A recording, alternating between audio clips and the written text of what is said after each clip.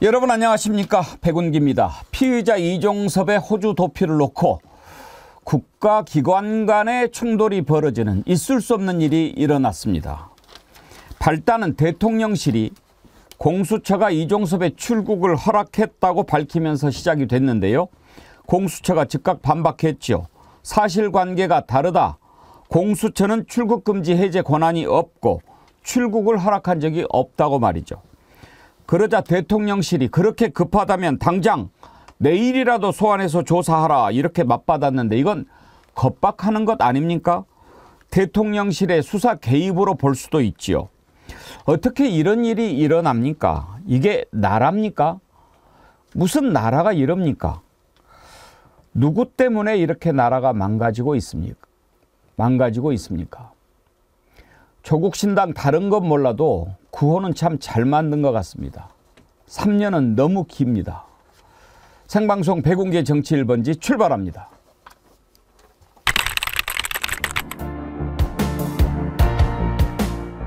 저는요 딱 4가지만 기억하시면 된다고 봅니다. 주가 조작. 주가 조작. 그러면 이체 양명주로 합시다. 이태원 참사 유가족들을 한번 생각해 주시고요. 그리고 최수근 상병의 희생에 따른 박정훈 대령에 대한 수사 외압. 이 정부에서 추진되었던 모든 사항을 백지화하겠습니다.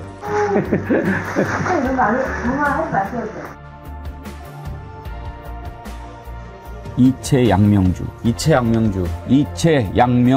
국민이 잊지마자 이체 양명주를 외치면서 이태원 참사, 최상병 사망 사건, 양평 고속도로 농단 사건, 명품백 주수 사건, 주가 조작 사건, 이채양명주 5대 실정을 심판할 것입니다. 여러분 따라서 한번 해보세요. 이채양명주.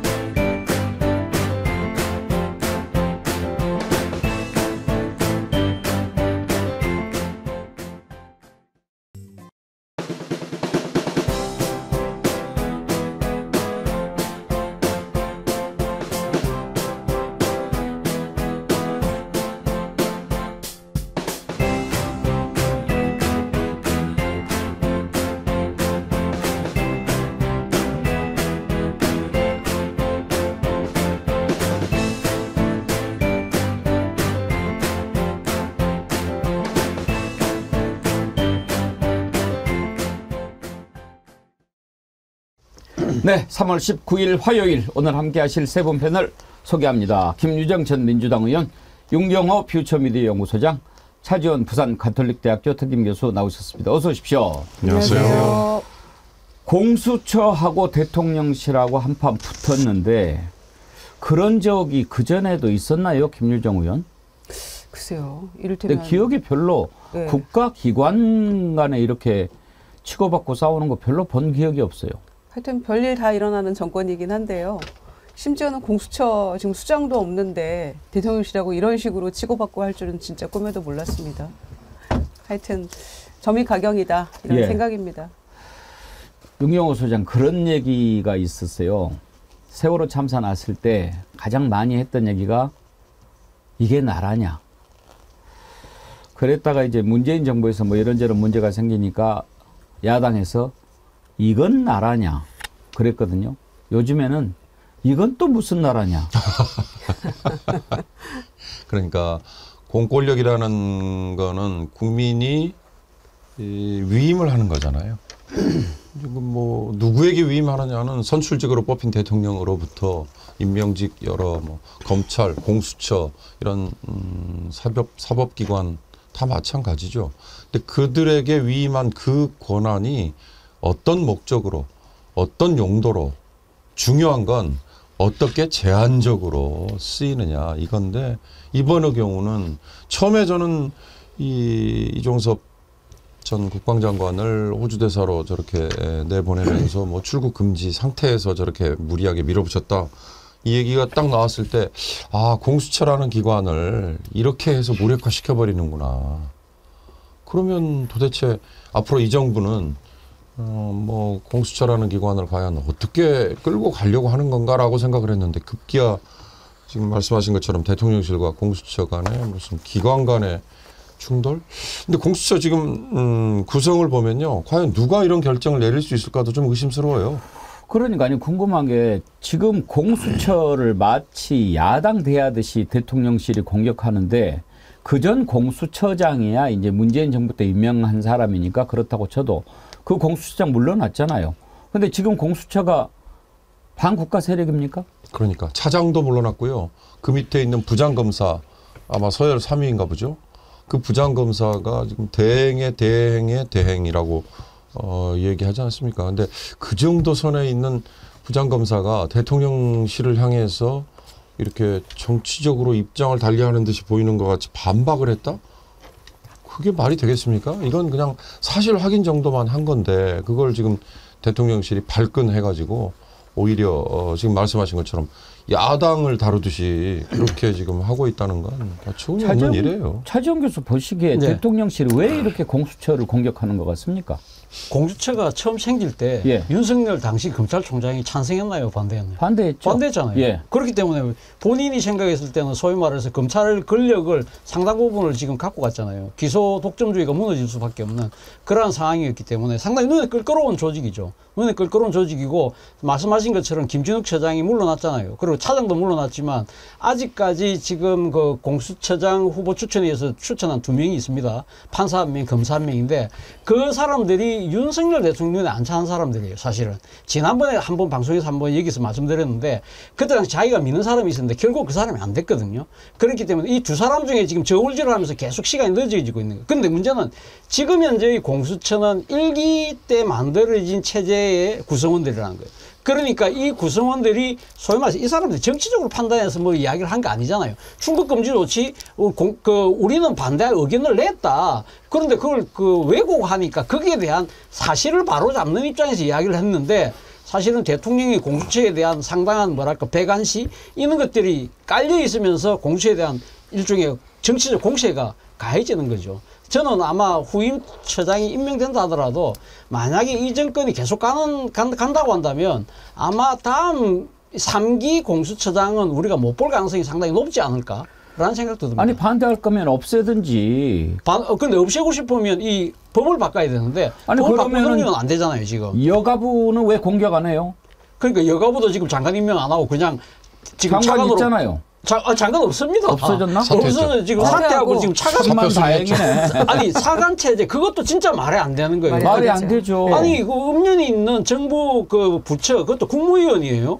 국무위원을 그냥 한 명을 그냥 없다니까요. 정부 조직부에 그대로 살아 있는데 이 말도 안 되는 국정 운영을 하고 있다니까요. 아니 그러니까 기본적으로 핵심 피의자 이종섭 건에 대해서 왜 출금을 해제하고 이 호주 대사로 보냈냐라고 얘기를 하니까 공수처 허락받고 출국시켰다 이렇게 얘기를 했잖아요. 그러니까 공수처가 우리 출국 허락한 적 없다. 법무부에 대고 우리는 출금을 유지해야 된다는 의견을 냈다. 이렇게 얘기를 한 거잖아요. 그런데 대통령실에서 기본적으로 어떤 시각을 가지고 있냐면 차 교수님 말씀하신 대로 공수처 일단 출범 자체를 결사 반대했던 쪽이 검찰 쪽이었고 눈에 가시 같은 존재잖아요. 그런데다가 이 이종석 건에 대해서 여론이 안 좋은 여론이 확산되니까 뭐라고 얘기를 했냐면 야당과 공수처와 야권 성향의 언론이 정치 공작하고 있다. 이런 식으로 지금 얘기를 했잖아요. 그 연장선상에서 지금 공수처하고 한판 세게 붙은 건데 누가 봐도 대통령실이 거짓말을 하고 있다는 게 많이 드러나고 있는데 계속해서 우겨대고 있는 거죠. 이 사건은 지금. 그러니까 왜 이렇게 된 겁니까? 헌법과 법률에 의해서 국가기관이 만들어지고 대통령은 맡겨진 권력에 따라서 그 일을 하면 되는 거잖아요. 근데 자기가 모든 것을 다 마음대로 할 수 있는 그런 존재라고 생각하는 거예요. 왕도 이렇게는 못했는데 마치 신인 것처럼 생각하는 거예요. 나라를 자기 마음대로 할 수 있다고 생각해요. 청와대는 자기 잠자는 자리가 아니에요. 국민이 일하라고 만들어준 공간이고 다 그렇게 만들어진 거예요. 나 거기서 있기 싫어하고 나와버리고 말이죠. 그렇게 지금 마음대로 해버린 게 2년이 됐습니다. 그 2년 동안 어땠습니까? 엊그저께 이재명 후보 연설 다시 들어봐도 참 고개가 끄덕거려지고 속이 후련하던데 다시 한번 들어볼까요? 왜 우리가 맡긴 우리의 권력으로 우리를 괴롭히는 것입니까? 왜 국민이 맡긴 권력으로 국민에게 고통을 주는 것입니까? 이제 그들에게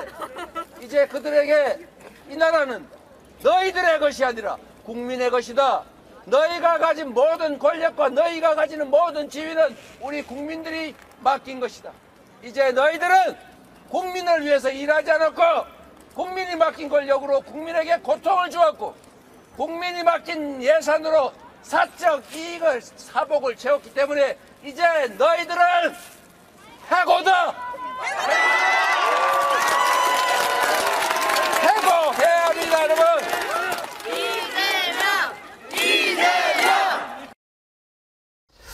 이번 총선에서 좀 유행될 말들이요. 너희들은 해고다 하고 너희들 쫄았지.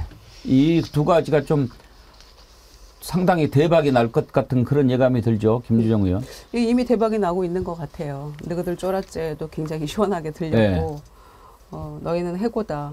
국민의 이름으로 해고할 수 있는 거죠. 그래서 말 안 듣잖아요. 이 정권이 계속해서. 이종섭 대사건도 있을 수 없는 일을 아무렇지도 않게 저지르고 더 문제는 버틴다는 거죠. 지금 여당에서 얘기를 해도 버티고 있다는 거죠. 그게 더 심각한 문제라고 봅니다. 윤경호 소장님 이렇게 쭉 돌아보면 제 기억에 이렇게 선거 캠페인 구호 캐치프레이즈 딱 기억에 남는 게 베스트 3를 꼽으라고 그러면 저는 첫 번째로 이승만 정권 끝장내게 한 못 살겠다 갈아보자. 그거 몇 문제 떠오르고 두 번째는 비록 성공하지는 못했지만 손학규 후보가 대선 당시에 저녁이 있는 삶. 그 참 좋았어요. 구호가 좋다고 대통령 되는 건 아닙니다만은. 그리고 이번에 조국혁신당에서 나온 3년은 너무 길다. 이게 좀 어떤 흐름을 바꾼 그런 구호 대열에 오를 것 같아요. 예. 이 사람들한테 공감이 탁 돼야죠. 근데 3년은 너무 길다. 어떻게 보면 뭐 와닿아요. 근데 그러면 끌어내리자는 거냐? 뭐 탄핵할 만큼 그러면 의석을 주세요. 이런 의미냐? 뭐 여러 가지 해석은 가능할 거예요. 지금 뭐 너희들은 해고다 이거 아마 기억하실지 모르겠습니다. 트럼프가 원조죠. 예. 지난번 트럼프가 저 5군데에서 이기고 나서 바이든을 향해서 한 번 더 얘기했죠. 이게 뭐냐면 트럼프가 기업인으로서 성공을 하고 나서 미국이 아마 그게 ABC 방송일 거예요. 어프렌티스라는 그러니까 수련을 받는 사람들 뭐 이런 뜻이에요. 그러니까 정식으로 고용되기 전에 예. 우리식으로 얘기하면 인턴 정도의 예. 그런 기업에서 활용하는 제도를 이용한 프로그램을 만들었는데 그게 아주 대단히 인기를 끌었죠. 트럼프가 막말은 아니지만 그냥 과감하게 잘라내고 뭐 거기 나온 사람도 잘 못하면 그냥 중간에 출연하고 있는 사람을 너 들어가 뭐 너 해고야 거기서 나온 게 You are fired. You are fired. 예, 그건데 근데 물론 이건 뭐 여러 가지 이것도 의미를 함축하고 있습니다. 총선은 결국은 이 정권 심판론 이걸로 갈 거면 거기에 걸맞는 캐치프레이즈나 용어가 하나 필요하죠. 그런 점에서 말씀하신 3년이 너무 길다는 상당히 와닿을 수 있을 것 같아요. 대통령실과 공수처의 갈등은 윤석열 대통령이 과연 국가기관에 대한 인식이 어떤가 하는 것을 단적으로 드러내는 사례라고 볼 수가 있습니다. 이렇게 하니까 공수처를 향해서 공수처가 정치하는 곳이냐라고 하는데 공수처 수사하는데 수사 개입하지 마세요. 지금 수사 개입해서 얼마나 논란이 되고 있습니까? 그 관련해서 이미 아는 분들은 다 아시던데요. MBC가 이 출국 금지 상태다라는 걸 첫 보도했잖아요. 예.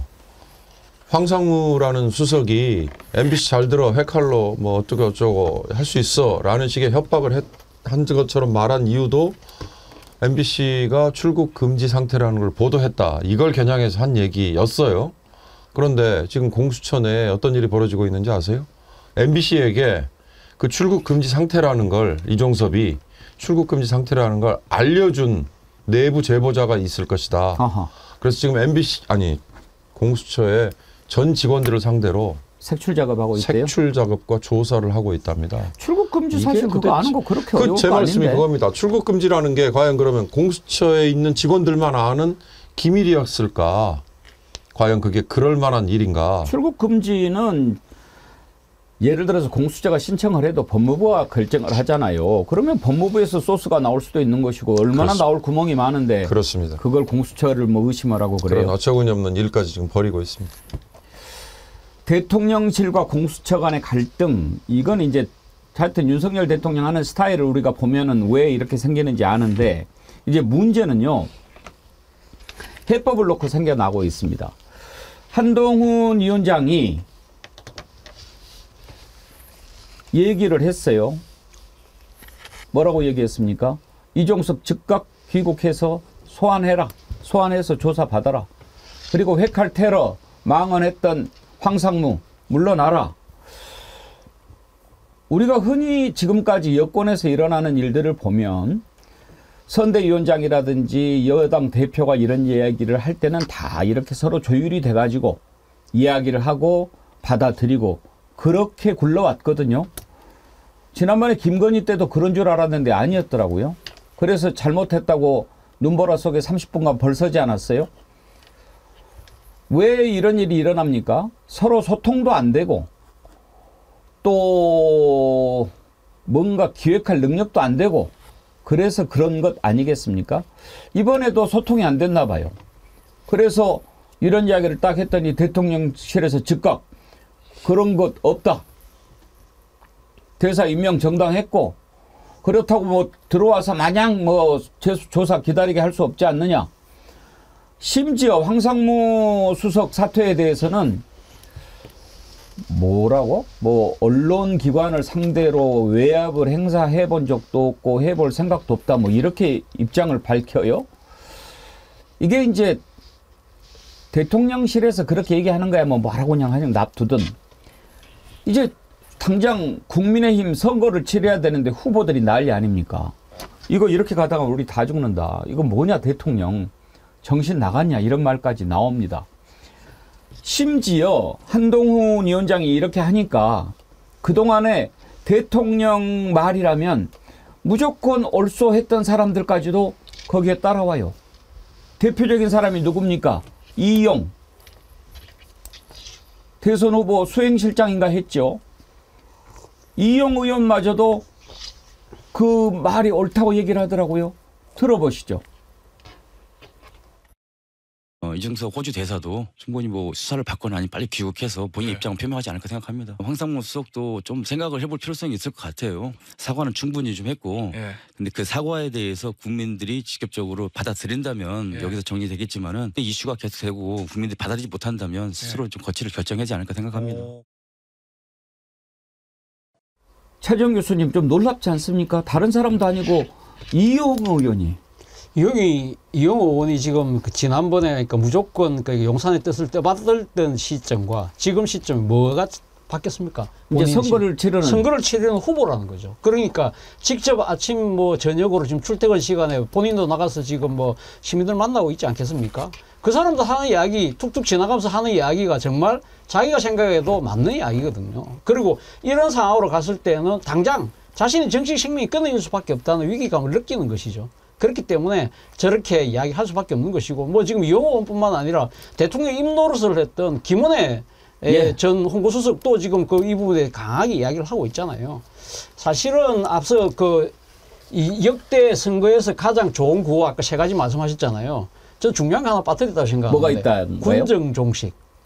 군정종식. 예. 자, 그렇다고 한다면 사실은 이러한 상황에서는 저는 민주당이 해고야라는 표현도 좋지만 저는 그걸 좀 차용을 하면 검정종식, 검찰 정권 종식하자. 좀 짧고 간결하고 강하게 그렇게 압축적으로 하는 것도 하나의 방법이지 않을까. 저는 이채 양명주도 그 정거리에서 만들어서니까 그것도 한번 밀어보시기를.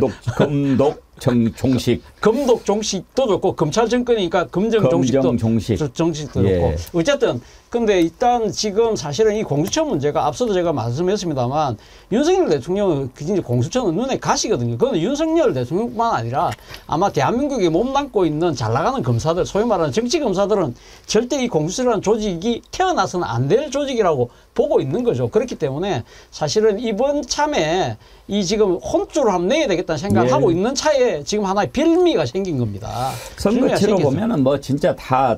근데 문제는 선거에서 제가 봤을 때는 국민의힘이 이길 가능성이 별로 없어 보이기 때문에 갈수록 떨어지죠. 그렇다고 한다면 이거 법을 바꿔야 되는 사안이기 때문에 쉽지 않습니다. 예. 나도 정어리언님이 슈퍼챗 보내시면서 재밌는 글을 하나 보내주셨네요.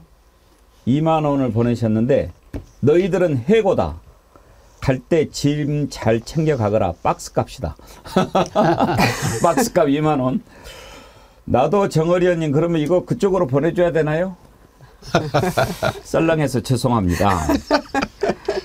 이용 의원도 그렇고 김경률 지금 국민의힘 선거대책 부위원장을 맡고 있군요.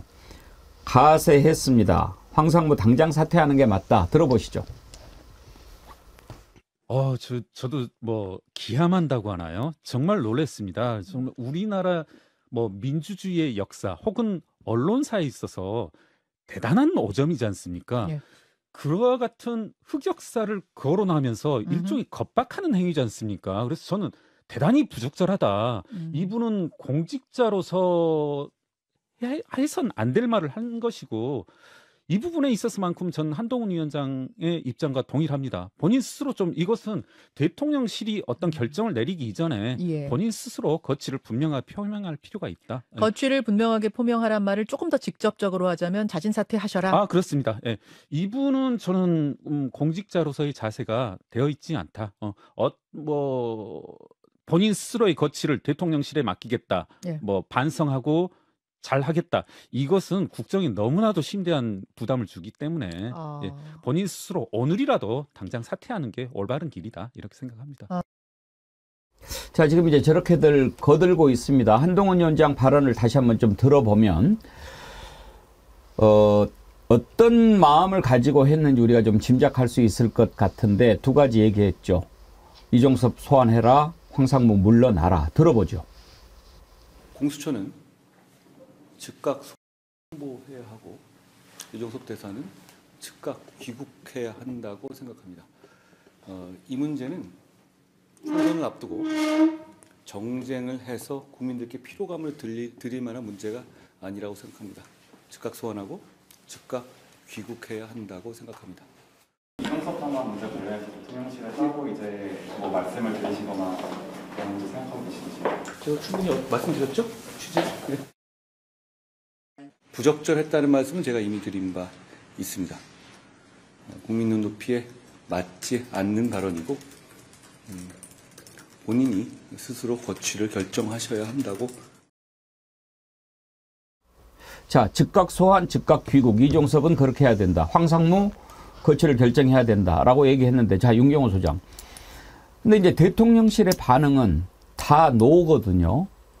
그래서 지금 언론에서는 윤한 2차 충돌 이렇게 표현을 쓰는데 이번에는 지난번에 한번 당했잖아요. 이번에는 어떻게 될까요? 저도 귀추가 주목됩니다. 그러니까 저 얘기를 3월 17일 저녁에 떴을 때 예. 이것도 또 약속 대련이야? 그러게요. 우선 첫째 저는 예, 그 생각을 했고요. 그런데 약속 대련 할 정도의 사안이라고 하기에는 굉장히 커요.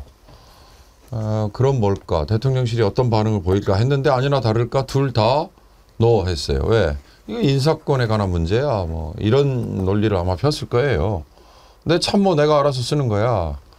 그다음에 대사 임명 고유 권한이야. 이렇게 얘기했을 거예요. 근데 한동훈이 저 3월 17일에 왜 저 얘기를 했을까? 저는 그 전날 나온 갤럽의 여론조사 중에 한 대목에 주목을 했어요. 그러니까 갤럽이 지금 알아서 이 양당의 지지율 그리고 윤 대통령의 국정 운영에 대한 긍정평가 부정평가 이걸 일주일에 한 번씩 매주 금요일에 쭉 발표하지 않습니까? 근데 그동안에 리얼미터와 함께 갤럽이 이 국민의힘이 한동훈이 먹혔다. 그래서 쭉 상승세다 이런 얘기 쭉 끌고 왔잖아요. 그랬더니 한쪽에서 뭐 보수 견해를 가진 사람들이 과포집이 돼서 나오는 결과다 뭐 이랬는데 하여튼 자르고 서울 지역만 놓고 봤을 때요. 그 금요일에 나온 국민의힘 지지율 30%대에서 반토막 났다. 예. 그게 바로 아까 말한 김은혜와 이용 같은 이 선거운동을 위해서 뛰는 사람들이 수도권 인근 지역에서는 가서 만나서 인사하면 첫 마디가 아 도대체 이종섭을 왜 그렇게 매를 스스로 벌었대? 황상무라는 인간은 도대체 무슨 생각이야? 이 얘기부터 먼저 꺼낸다는 거잖아요. 그러니까 그 얘기들을 뭐 당연히 비대위원장 선거대책위원장인 한동훈에게 와서 먼저 꺼냈을 거 아닙니까? 그러니 그런 얘기들이 안 나올 수 없게 된 건데 문제는 과연 어떻게 마무리될까? 제가 보기에 지금 이 상태에서는 그냥 윤 대통령이나 대통령실이 입장을 절대 바꾸지 않을 것 같아요. 뭐 선거 그렇게 치러도 이길 수 있어라는 생각 아니면 그게 무슨 선거하고 관련이 있어 이런 정도 논리까지도 아마 펴지 않을까. 안 바꿔가지고 선거 치를 수 있을까요? 글쎄요. 국민의힘 지지자 입장에서는 걱정스러울 겁니다. 그러나 모르겠어요. 민주당 지지자들이나 이 야권에서는 오히려 더 뭐 환호성을 지를 수도 있겠죠. 저는 바꿀 수도 있다고 봐요. 왜냐하면 김건희 문제가 아니라서.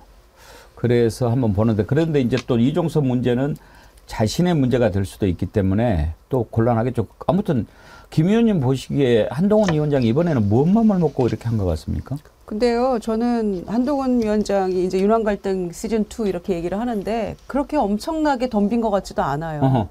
왜냐면은 보십시오. 이거는 저는 이 문제를 다른 쪽으로 약간 전환시키는 거라고 생각하는 게 뭐냐면 호주 대사로 임명한 임명 자체가 문제 아닙니까? 예. 근데 이거를 자꾸 뭐 즉각 소환 요구를 해야 된다, 귀국해야 기정사실로 된다. 한다. 예. 소환하고 귀국하면 이 문제가 끝납니까? 경질을 해야죠. 그래서 경질해야 된다 이 얘기를 못 하잖아요. 즉각 소환, 귀국 이런 얘기만 하고 있잖아요. 김은혜, 이용, 뭐 안철수 누구 다 그런 얘기만 하잖아요. 그래서 이건 약간의 이 본질을 좀 변화시키는 거다라고 생각하고요. 두 번째는 황상무 수석관에 대해서도 경질하십시오. 임명권자가 왜 이 얘기를 못합니까? 거취를 결정해라. 네, 자진 사퇴해야 된다. 스스로 결정해야 된다라고만 다들 얘기를 하고 있어요. 그러니까 문제의 본질을 핵심을 파고들지 못하고 약간 겉핥기 하면서 마치 뭔가 대립하는 것처럼 보여지고 있는데 실상은 그렇지 못하다. 그래서 한동훈을 조기 등판시켜서 뭔가 프레임을 한동훈 대 이재명으로 가보려고 하였으나 결국에는 윤석열 대통령 스스로 윤석열 대 이재명 이 구도로 다시 본인 스스로 지금 빠져들고 있다. 이렇게 생각하고요. 결국에는 중간에 김건희 여사 명품백 논란 뭐 작년에 네덜란드 귀국 이후에 몇 달 동안 안 보이는 걸로 뭔가 잘 숨었다라고 생각할지 모르지만 SBS에서 김건희 여사특별법이라고 여사를 안 넣었다는 것 때문에 행정지도 받았을 때 다시 여사가 등판을 하잖아요. 그것도 그렇고 이 건들도 이종섭 대사 임명 건이랄지 황상무 수석 지금 3월 14일인가 이 발언이 나왔는데 오늘이 벌써 며칠입니까? 내일 모레 후보 등록인데 아직까지 경질을 안 하고 있잖아요. 이런 모든 것들이 다 심각하게 문제가 있는 것인데 제대로 말도 못하고 있는 거다. 괜히 대립각 세우는 것처럼 보이지만 이렇게 보고요. 특히 이종섭 대사건에 대해서는 누구보다도 윤석열 대통령이 직권남용에 관해서는 수사의 전문가 아닙니까? 그런데 즉각적으로 본인이 문제가 있다는 거를 알기 때문에 어떻게 해서든지 이런 말도 안 되는 편법을 통해서 대사 임명하고 숨어 있어라 한 것인데 그렇게 될 수가 없잖아요, 지금. 2차 충돌이다 아니다. 차지원 교수께서는 어떻게 보십니까? 뭐 한동훈 위원장 입장에서는 상당한 용기를 저는 냈다고 봅니다. 아까 우리가 쫄았지 뭐 그런 말을 했는데 사실 이 윤석열 대통령의 성정을 누구보다 잘 아는 사람이 한동훈이잖아요. 지난번에 눈밭에서 기다리는 건 쫄았다고 봐야죠. 그렇죠. 그렇기 때문에 사실 그럼에도 불구하고 이야기할 수밖에 없는 이유는 이 상태로 가면 선거는 해보나 마나다. 그렇게 판단할 수밖에 없는 것이죠. 그렇기 때문에 3월 17일 날 일요일 날 저 이야기를 했어요. 공개적으로. 이야기하고 어제 출근길에 뭐라 했냐면 기자들한테 이 말을 안 했어요. 말을 안 하면서 주객이 전도될 수 있다. 무슨 이야기냐. 자기가 맨날 그러니까 선대위 회의하기 전에 먼저 이야기를 전국 여러 가지 현안의 이야기를 하면 사실 그러면 선대위 회의를 뭐 때문에 하느냐. 그 때문에 주객 전도가 되는데 그러면 그 이전에 했던 발언들은 계속 다 주객 전도였는데 그러니까 그만큼 사실은 지금 쫄아 있는 거예요. 예. 사실 쫄아 있지만 그럼에도 불구하고 사실은 그러니까 지금 이 한동훈의 입장에서는 상당히 아마 자기 입장에서는 할 수 있는 최대의 강속구를 던진 것인데 좀 저쪽에서 받아치는 모양새가 만만치 않거든요. 사실은 뭐 어제 대통령실에서 즉각 거부 입장을 놨지만 어제 눈여겨볼 대목 중에 하나가 어제 이철규 의원이 당의 그 비례대표 공천과 관련해서 상당히 좀 우리 속된 표현으로 씹었잖아요. 그러니까 예를 들면 지금 동지들을 저버렸다. 동지를 저버렸다. 지난 대선할 때 고생한 사람들 뭐냐. 그리고 지금 비대위원 2명 들어가는데 소위 말해서 네 꼬봉들 넣은 거 아니냐. 그 이야기고요. 또 하나 주목할 대목이 장해찬의 무소속 출마예요. 저는 장해찬이 뭐 지금 뭐 3선 4선 의원회가 중진이 뭐 나름대로 조직을 갖추고 있는 것도 아닌데 이 젊고 어린 정치 친인이 뭘 믿고 저렇게 당차게 그것도 여당의 안방에서 총선 출마 선언을 할 수 있느냐. 어제 자기가 돼야 될 이유가 뭐냐면 내가 대통령 1호차 뭐다. 그렇기 때문에 예산 폭탄을 갖고 올 수 있다는 이야기를 공공연하게 했어요. 그만큼 믿을 구석이 있다는 이야기는 장해찬의 공천 취소에 대해서도 용산의 이 좀 불편한 기류를 이 친구가 느낀 거예요. 이런 부분들이 다 종합적으로 본다고 한다면 사실은 이 지금 윤한 충돌 자체의 결말이 아마 이 한동훈의 뜻대로 흘러가기가 쉽지는 않을 것 같다는 생각이 듭니다. 지금 말씀하신 그런 상황을 뭐라고 표현하는 줄 아십니까? 그걸 콩가루 집안이라고 합니다. 그렇습니다. 지금 보세요. 뭐 처음에 시스템 공천 이런저런 얘기를 했죠. 그랬다가 이제 여러 사람 문제가 생겨가지고 지금 벌써 공천 취소한 사람들이 하나둘이 아니지 않습니까? 그러면 공천을 취소했으면 그 전에는 뭐 어쩔 수 없이 깨갱했지만 이제는 갈 길이 없잖아요. 그런데 딱 보니까 이거 이쪽으로 줄 서도 별로 이제 영향가가 없네. 이러면 나는 그냥 각자 도생하는 거죠. 그러니까 한동훈 영도 안 서, 윤석열 영도 안 서는 거예요. 각자 그냥 도생하는 거예요. 이게 이제 콩가루 집안의 대표적인 모습이죠. 정부가 콩가루 정부가 되니까 당도 콩가루 당이 돼가는 거 아닙니까? 지금 이철규 선거 공천관리위원인가? 공관위원이죠. 네. 계속 이제 뭐 서로 소통했을 거 아닙니까? 그런데 가만히 보니까 비례대표 뽑는데 지금 뭐 주기환? 이번에 사퇴했죠. 사퇴했습니다. 주기환은 24번. 예, 아니 윤석열 검사와 함께 일했던 예, 맞습니다. 검찰 사무관 출신인데 광주시장 출마를 그때 했었죠. 네. 그때 뭐 좀 뜬금없었잖아요. 그러니까 이제 자기 사람이라고 생각했는데 야, 이런 사람 정도는 나를 봐서 하나 좀 해야지. 딱 이런 이제 얘기를 했을 거 아닙니까?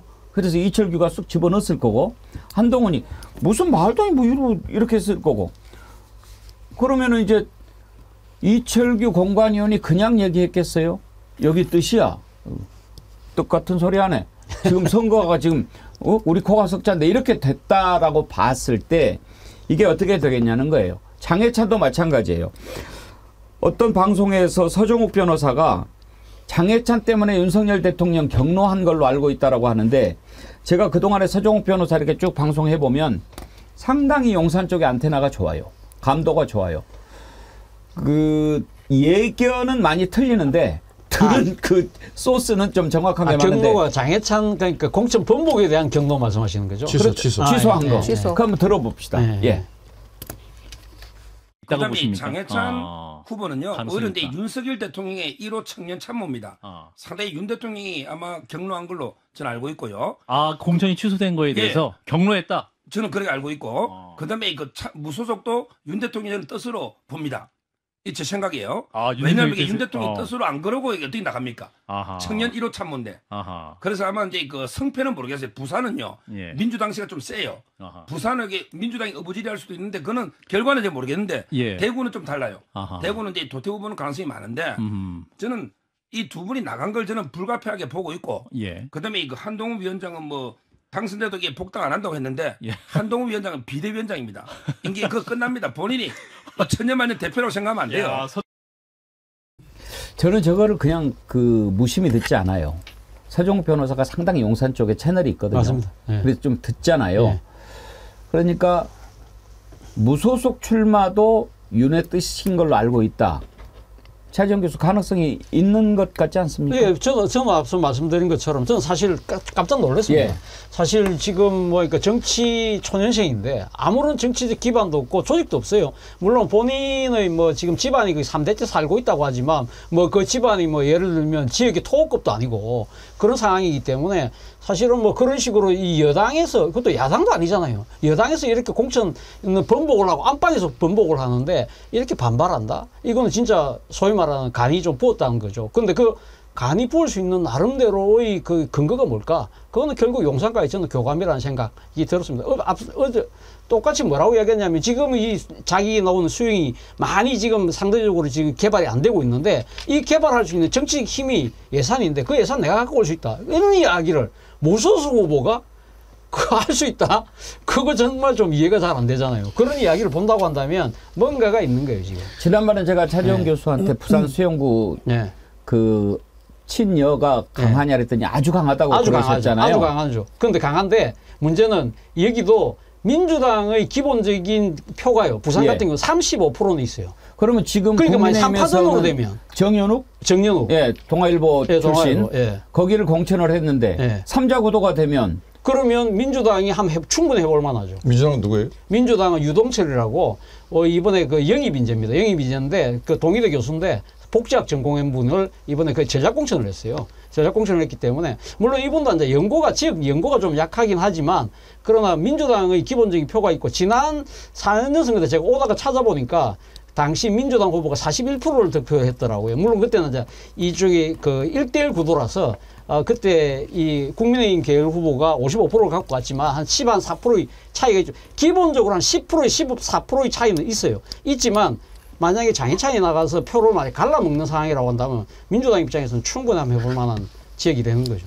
저는 조금 각도로 달리 보는데요. 254곳의 지역구 공천을 둘러싸고는 윤 대통령의 뜻이 한동훈 비대위원장과 별로 충돌이 없었다. 아주 매끄럽게 잘 됐다. 뭐 주문이 들어가면 쏙쏙 다 반영이 됐다.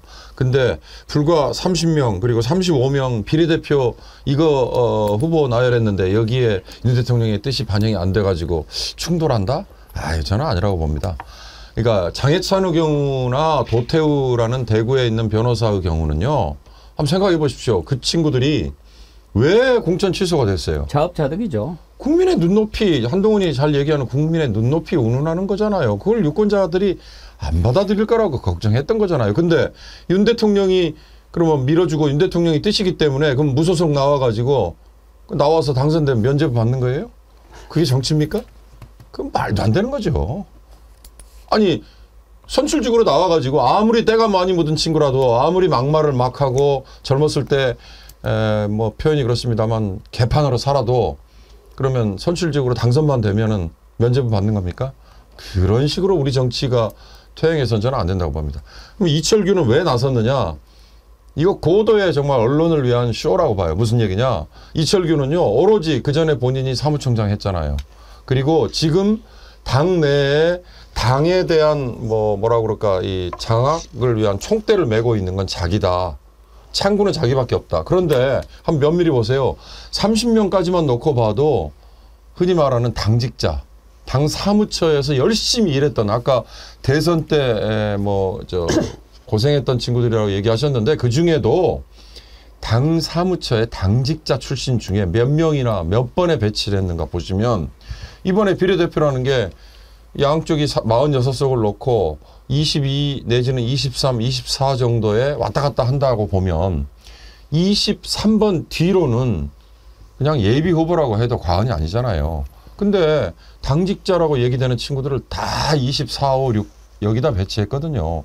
그러니 당직자들이 당연히 들고 일어서죠. 그거에 대해서 이철규는 내가 니들을 위해서 한번 나서줬어. 언론을 위해서 저는 쇼한 거다. 아하. 전 순전히 그렇게 봐요. 아까 뭐 주기환이요?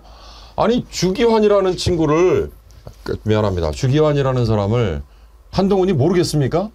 검찰에서 한동훈이 누구예요? 이 윤 대통령의 아바타 아니에요. 윤 대통령이 광주 뭐 어디에서 뭐 일할 때 뭐 인연을 맺어가지고 계속 데리고 다녔다 하는데 지금 저 대통령실에 가면은 뭐 무슨 집사 같은 역할을 하는 비서관들의 2명, 3명 있잖아요, 이미. 추기환도 그 중에 한 명인데 한동훈이 그걸 몰라요?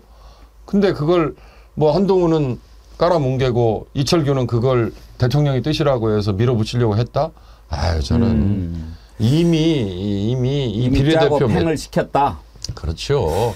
그리고 이제 다른 자리로 보존을 해줄 겁니다. 윤경호 소장님 말씀 듣고 보니까 고개가 끄덕거려지는데 상황이 지금 이제 윤 대통령하고 한동훈 비대위원장이 한판 붙는 모양새가 돼 있어서 그게 좀 심상치 않게 보이는 거죠. 장해찬 무소속 출마하겠다라고 하는데 젊었을 때 실수 포용해달라고 울면서 기자회견했죠. 그 내용 잠깐 한번 볼까요? 부족하고 철없는 20대 시절에 말실수가 부끄럽지만 그럼에도 수영구 주민과 당원들의 선택을 저버릴 수는 없었습니다. 수영구 주민들께서 저의 진심을 다 바친 사과와 반성을 받아주시고 청년기의 실수를 포용해 주시기를 간절히 부탁드리고 싶습니다. 그리고 방송과 공적 활동으로 달라진 모습, 성숙한 모습을 보여드렸던 30대의 장예찬을 믿어달라고 말씀드리고 싶습니다. 김유정 의원님, 저게 반성하는 자의 태도입니까? 아니, 방송과 공적 활동으로 성숙한 모습을 그동안 보여줬나요?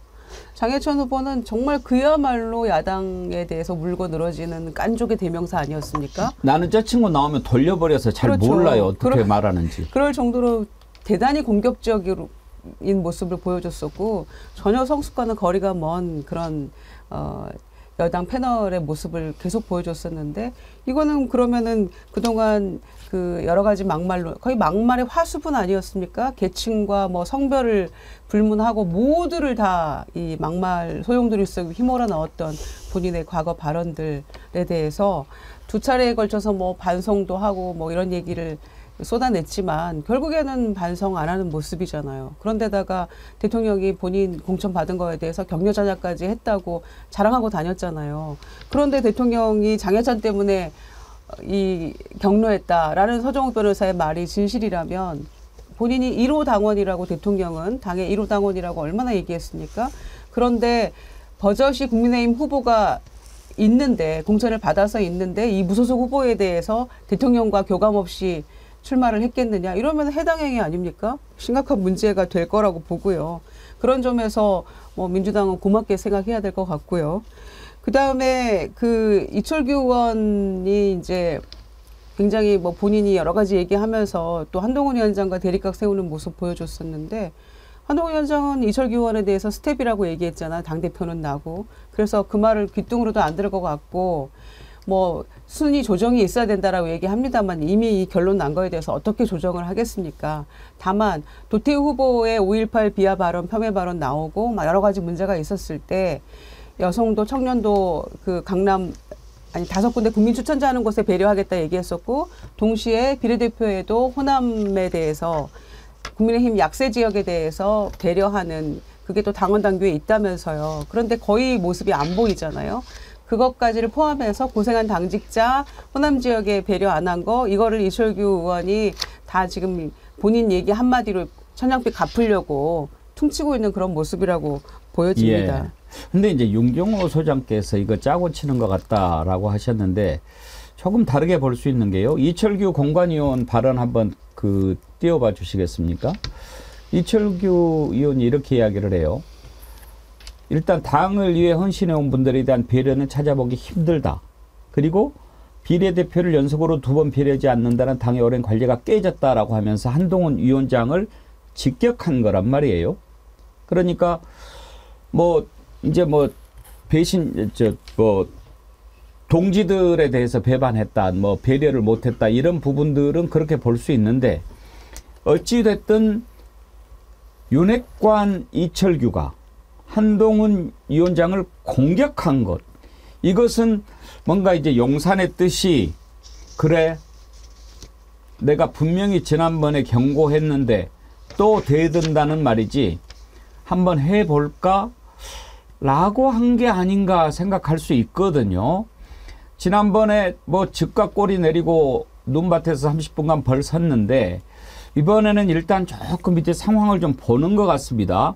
첫 번째로 입을 좀 다물었어요. 그동안에 얼마나 말 열심히 잘했습니까? 말을 잘한다가 아니고 잘했다고요. 그런데 도어 스태핑을 중단했어요. 왜? 들어보시죠. 제가 하기 전에 말씀드리는 거는 괜히 좀 주객이 전도될 것 같아서 오늘 제가 들어가겠습니다. 그럼 지금까지는 주객 계속 전도시켰냐고요. 그래서 제가 아까 말씀드린 거 아닙니까? 진짜 한동훈 위원장 입장에서 오늘 방송 가니까 그 앵커 그러더라고요.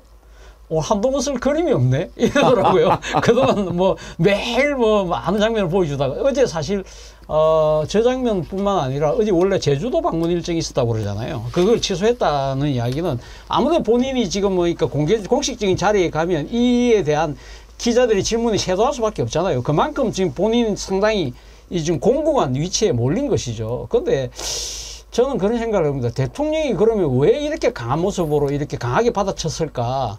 저는 사실은 이 지금 한동훈에 대한 이 정치적인 뭐랄까요, 좀 배신감 이런 것들이 상당히 작용하고 있는 것이 아닐까 하는 생각이 듭니다. 네. 그러니까, 김 의원님, 네.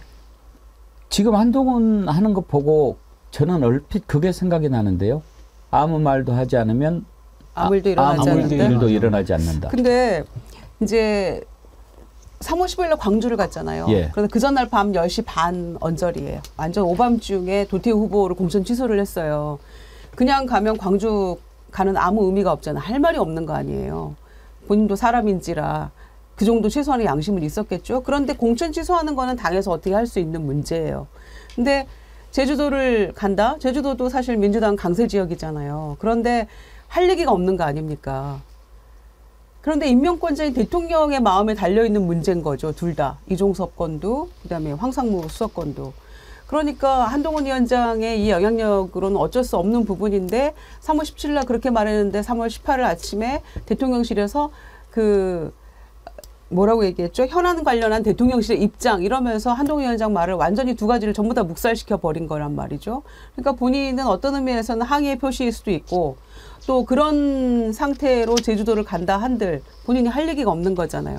그러면서 이제 주객 전도 되는 거다. 선대위 하기 전에 본인이 뭐라고 얘기하는 거는 첫째 그렇게 얘기했는데 두 번째는 또 어떤 얘기를 했냐면 뭐 대변인처럼 내가 다 말할 수는 없지 않느냐. 와 여태까지 법무부 장관부터 지금까지 부대변인처럼 다 얘기했던 거 아닌가요? 삼남한상을 다 본인이 논평회에서 왔는데 갑자기 주객전도 얘기를 하니까 그것도 황당하지만 또 어떤 데자뷰가 느껴지냐면 이제 2024년 3월 18일 날 한동훈 위원장은 도어 스태핑 중단입니다. 그런데 2022년 11월 18일 날 대통령은 도어 스태핑 중단이에요. 그러면서 그때 뭐라고 얘기하느냐. MBC 때문에 열받아갖고 그냥 그만둔 거 아닙니까? 곤란하니까. 근데 그때 뭐라고 얘기했냐면 굉장히 정책이나 이런 현안들이 중요한 문제가 많은데 도어 스태핑으로 미리 얘기하면 그 부분만 부각이 되니까 이게 안 되겠다. 이런 변명을 했거든요. 예. 똑같아요. 둘이 지금 완전히 이란성 쌍둥이 같은 모습을 보이고 있는 거거든요. 그러니까 한동훈 조기 등파시켜서 뭔가 이 정권의 실정을 쉴드 해보려고 하였으나 결론은 다시 원점으로 돌아갔다. 그리고 둘의 모습은 이란성 쌍둥이 같다. 이런 말씀 드립니다. 이은주 님이요. 한동훈이 쫄았다는 증거 그러면서 4가지를 보내주셨네요. 첫 번째, 하늘 아닌 땅을 향한 턱. 두 번째, 허세 빠진 목소리. 세 번째, 포기한 까치발. 네 번째, 용산 한방에 입국 닷. 쫄았다는 증거로 그러네요. 자세히도 보셨네요. 엔젤 민트님, 장예찬 이름 석자로 삼행시를 만들어서 보내주셨는데 김 의원님 빨리 장난하니? 예. 예찬아 네가 한 행동을 찬찬히 돌아보고 속죄하거라. 하여튼 우리 애청자님들은 삼행시 오행시 달인이세요. 아주 달인들이세요. 네. 아까 이창명주로 오행시 만들어서 보내주신 분 제가 소개하려고 잠깐만요. 찾고 있어요. 김안나님이 해주신 건데요. 이. 이제 드디어 끝내자. 채우고 채워 완벽한 투표율로. 양심이 없는 자들의 세상. 명약 관화하게 드러내자. 주인은 바로 국민이라는 사실을 확실하게 알려주자. 네. 멋져. 참 멋지십니다. 김안나님, 제가 이채 양명주 디퓨저 선물로 보내드리도록 하겠습니다.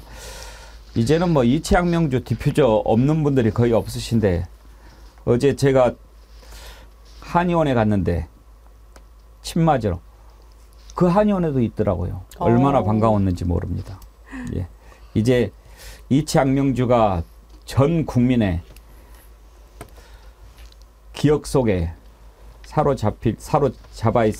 자리 잡아 있을 것이라고 생각하고요. 한 분만 더 소개할게요. 야누정 님이요.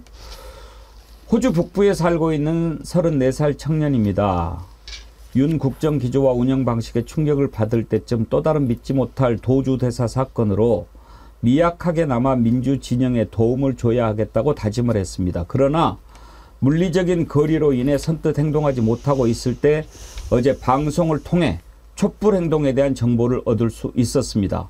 투표소까지 왕복 비행 6시간 거리지만 행동합니다. 이렇게 보내주셨는데, 어제 우리 호주에 계신 윤지훈님 전화 연결해서 이번 주 토요일 호주 캔버라 국회의사당 앞에서 호주 교민들 대대적인 시위한다는 내용 저희가 인터뷰로 연결해 드렸죠.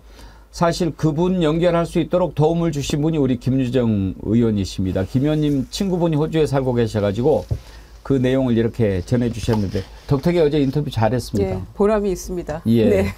말씀도 참 잘하시더라고요. 예. 한동훈이 어떻게 될까? 저 구체적인 그림을 그릴 자신은 없는데, 예. 이제 이 뭐라 그래야죠? 과거의 그 데자뷰라고 그러잖아요. 그거 딱 떠오르는 게 2016년에 김무성 대표가 옥새 들고 예, 부산 나르샤. 영도 가버렸던 그하고 타이밍이 비슷해요. 그러니까 선거 한 20일 전, 지금 22일 전이잖아요. 그러니까 당시에 대통령과 여당 대표 간의 충돌이다. 그러면 한동훈은 자, 어제 일요일은 이제 한 템포 쉬었어요. 오늘도 일단은 잠적했어요. 앞으로 어떻게 할까? 근데 한동훈의 의중을 김경률이라는 부위원장 타이틀을 달고 있는 이제 거기가 이어받아서 나왔잖아요. 그러니까 지난번에 김건희 씨 관련된 갈등 때도 딱 그랬어요. 그때 김경률이 먼저 바람 잡고 한동훈이 확실하게 이어받았고, 그걸 다시 김경률이 또 이제 마무리했다 그럴까? 뭐 그렇게 전개가 됐잖아요. 이번도 결국 한동훈이 어떻게 나올까의 하나의 바로미터는 김경률의 입을 통해서 나오는 얘기. 이거 하나를 우선 봐야 될 것 같고요. 두 번째는 아까 김은혜 전 수석이나 이용 전 수행단장 같이 수도권 지역을 선거운동하고 다니는 국민의힘 후보들이 정말 큰일 났다, 못 살겠다라고 하는 한은 한동훈이 이렇게 꺼내놨는데 과연 고개를 숙이고 들어갈까? 예. 그렇다면 자기 정치를 해야 되잖아요. 근데 한동훈이 뭐라고 그랬습니까? 엊그제까지 4월 이후에 저를 보시려면 어쩌고 저쩌고 그랬잖아요. 그러니까 이제 그 자기 정치라는 거를 지금 맛을 들였고, 그다음에 자기 정치를 해야겠다는 그림을 그려놨다면 지금 한동훈이 김무성 대표가 했던 거와 유사한 혹시 그런 행보를 보일 수도 있지 않을까. 그렇다면 국면이 상당히 커질 수도 있다. 사실 한동훈은 이제 호랑이 등에 올라탄 거예요. 예. 내릴 수도 없고. 그렇습니다. 그리고 어차피 선거 본인이 이제 선대위원장, 총괄 선대위원장으로 치르는데 지면은 끝나는 거고. 뭐 그런 상황에서 이것저것 지금 뭐 따지고 그러는 거 그거 잘 안 될 거예요. 근데 한동훈만 끝나는 게 아니잖아요. 윤석열 대통령도 끝나거든요. 그러니까 이제 서로 명분이 예. 한동훈은 윤석열한테 내가 이러는 거 다 당신을 위해서야. 그렇죠. 라고 얘기하는 걸 거예요. 그래서 오늘 조선일보 사설 제목이 대통령도 이상이거든요. 그 내용을 제가 한번 말씀드리면 이렇습니다. 국민의힘의 요청이 어려운 문제도 아닌데다 받아들이지 않을 경우 선거가 해가 될 것이 분명한데, 그러니까 해가 된다니까 윤석열 대통령이 해가 된다. 해야 되는데 총선 결과에 가장 큰 영향을 받을 윤 대통령이 거부하는 건 상식적으로 이해가 안 된다. 이 이야기하거든요. 이거는 쉽게 말하면 이 지금 조선일보가 윤석열 대통령만 걱정하는 게 아니라 이러한 식의 뭐 총선 패배 이후에 닥칠 여러 가지 정치적 지형 변호가 보수 언론한테도 상당히 불리하게 작용할 수밖에 없다는 그러한 이야기들이 지금 이제 지금 어떻게 보면 여권 내에서는 지금 완전히 막 들고 일어날 목소리거든요. 그렇기 때문에 아마 지금 이런 장면들 아마 사극에 비유하면 전화 통촉하여 주시옵소서 이 상황이거든요. 근데 윤석열 대통령 입장에서 지금 어제 아마 자신의 나름대로의 좋게 이야기하면 결기를 보여준 거죠. 이 사건은 내 건데 왜 니네들이 지금 왈가왈부해. 그리고 황상무 수석은 하필 MBC예요. 또 MBC야? 나 MBC한테 절대 내가 물러서서 이렇게 하면 뿔끈한 보여주지만 모르겠습니다. 아마 제 생각에는 지금 이 상황으로 계속 간다고 한다면 총선 승리는 커녕 아마 참패가 된다고 한다면 지금 말 그대로 지금 이 정권이 3년 안에 종식될 수도 있다는 위기감을 느낀다고 한다면 아마 뭔가 하나의 정치적인 돌파구를 서로 양쪽이 적절한 타협을 해서 할 가능성도 전혀 배제할 수 없다. 이러한 부분들도 예를 들면 야권 입장에서는 충분히 가능한 시나리오도 나름대로 염두에 둘 필요가 있다는 이야기입니다. 방금 그 말씀하시니까 변함없이 님이 딱 그걸 보내주셨어요. 용산 똥꼬집에 국짐 후보 똥줄 탄다. 딱 지금 그 모양이에요. 딱 그 모양이죠. 예. 근데 김유정 의원 보시기에는 이번에도 한동훈이 고개를 숙일 것 같습니까? 아니 숙이면 이제 본인도 끝나는 거 아니에요? 아니 선거 완전히 끝나버리는 완전 거죠. 끝나는 거죠. 그러니까 이게 지금 지난주하고 이번 주가 너무 차이가 나는 거잖아요. 특히 서울은 이 바람에 완전히 그냥 들어 누울 수 있는 그런 상황인 거고 또 옆에 경기, 인천 다 영향 받는 거잖아요. 그러니까 오죽하면 바이든 날리면 때 13시간 만에 초췌한 모습으로 나타나서 국민 여러분 다시 한번 들어봐 주십시오라고 해서 정말 온갖 조롱과 비난을 다 받았던 김은혜 수석마저도 표 앞에 장사 없는 거 아닙니까? 현장에 이제 지역민들 만나면 악소리가 나는 거 아닙니까? 왜냐하면 본인들이 뭐라고 답을 해야 할지 답이 너무 궁색하기 때문인데 그래서 이렇게 울면서 지금 절규하고 있는 건데 나 몰라라.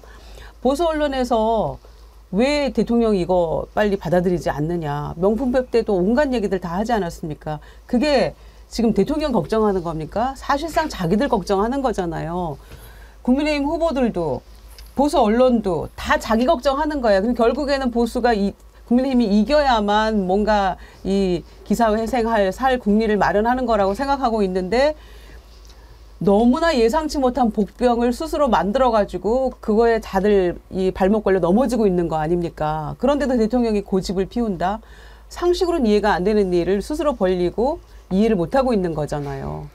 국민의힘은 당정 갈등으로 보지 말아달라라고 얘기하는데 그렇게 보이는 걸 어떻게 안 봅니까? 박정하 대변인 얘기 한번 들어볼까요? 기자 여러분들하고 소통하는 것에 대해서 전혀 주저하지 않아요. 이재명 대표하고는 다릅니다.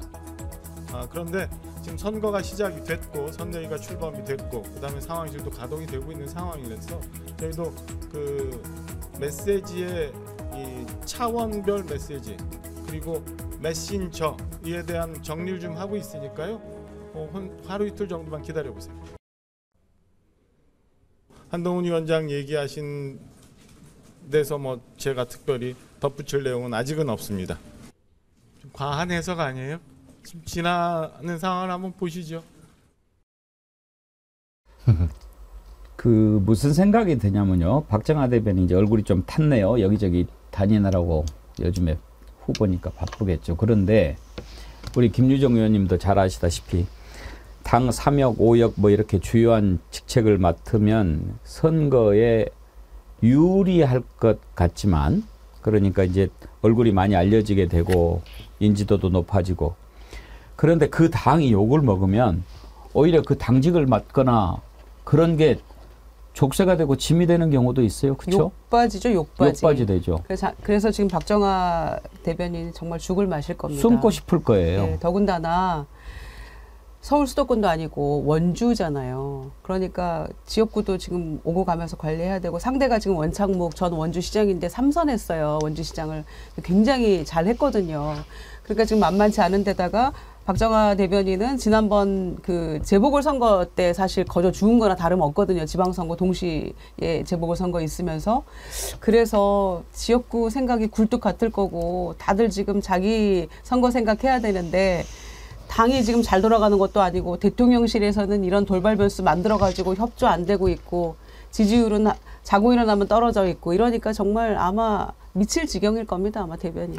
보스 형님 TV가 오늘 아침에 또 저를 웃겨주시네요. 수석 궤변인. 진짜 안 하고 싶을 거예요. 그리고 이 선거 때는 특히 서울 지역이나 이쪽에서 좀 대변인 해줘야 되거든요. 예. 지역에는 또 가서 뛰어야 되니까. 그런데 마땅히 사람이 없다는 거예요. 그래서 박정화 대변인이 지금 계속 이어서 선대위 대변인까지 하고 있는데 에휴.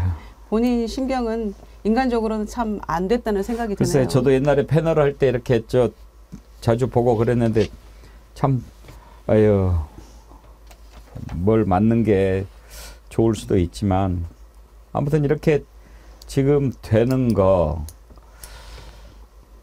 누가 이렇게 만들었습니까? 참. 근데 저는 물론 이제 다 끝나봐야 알겠지만 지금 이렇게 몰락하는 것에 그 원인이 거슬러서 올라가 보면 윤석열 대통령의 교만에서 비롯됐다고 봅니다. 그러니까 그 성정 자체가 좀 교만한 것 같아요. 겸손이라고는 없어. 물론 말투도 그렇고 행동도 그렇지만 왜 이종섭을 내보냅니까? 물론 뭐 법률적으로 뭐 나중에 이제 잘못 진술하고 그러면은 딱 걸릴까봐 그렇게 하는 것은 알겠지만 그래도 때가 있잖아요. 지금 당장 수사하고 그러는 것도 아닐 거고. 그런데 그때 당시에 약간 좀 지지율이 올라갔어요. 민주당 공천 파동 생기고 그러면서 막 곳곳에서 국민의힘이 막 지지율이 올라가고 윤석열 대통령 지지율도 40이 넘으니 어쩌니 그러니까 도취된 거지. 그래서 이 교만에서 그렇게 된 것 같고.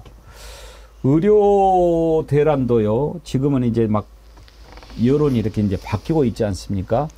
그 전에도 이거 정말 기가 막힌 카드 잘 썼네 이랬을 건데 지금 이제 국민들이 생각하기에 이러다가 지금 다 죽게 생겼는데 누구 때문이냐 놓고 보면 이제 이렇게 좀 기울고 있어요. 물론 의사들이 국민의 생명을 지켜야 되는 사람들인데 파업하는 거 찬성할 사람 없지만 계속 대화하자고 하잖아요. 근데 대화 안 해. 대화라고 하는 것은 서로 내놓고 타협할 거 타협하고 그랬는데 2,000명은 안 되고 그 다음에 얘기해봐. 이건 대화가 아니죠. 다 그런 것들이 교만에서 비롯된 거다. 저는 그렇게 생각합니다. 교만도 있지만요. 판단 미스? 그러니까 영어로 얘기하면 미스라고 그래서 죄송합니다. 판단력 부족. 그러니까 상황을 읽지 못하는. 그러니까 무슨 말일까? 아까 우리 차지원 교수께서 윤석열 대통령의 입장에서 국민의힘의 입장에서 선거 참패라는 표현을 썼잖아요. 뭐가 참패일까? 그 다음에 그냥 패배, 그 다음에 석패 정도 있을 것 같아요. 근데 아주 뻔하잖아요. 참패라고 얘기하려면 200석 아래로 가는 거거든요. 예. 200석 아래 가면 정말 써먹기 좋아하는 국회에서 법안 넘어왔을 때 거부권 행사하는 거, 그거 불가능해지잖아요. 탄핵이 돼요, 탄핵이. 헌법도 개정하고. 무엇보다 탄핵이 되지 않습니까? 예. 3년은 너무 길다라는 게 바로 이제 그걸 유도하는 핵심 슬로건이죠. 근데 그거 말고 국민의힘 입장에서는 150석 우위를 차지하는 게 제1당도 되지요. 그다음에 법안 여러 가지에서 주도권 쥐고 드라이브 걸 수 있으니까 아마 그렇게 가능합니다라는 보고서가 올라갔겠죠. 아까 앵커께서 말씀하신 지지율 좀 올랐습니다. 그다음에 공천 국면에 국민의힘은 아주 가지런하게 잘 정리가 돼가지고 분란도 없어서 지금 잘 넘어가고 있습니다. 이렇게 가면 150석 넘게 얻을 수 있습니다라는 식의 얘기가 보고가 올라갔을 것 같아요. 추론입니다.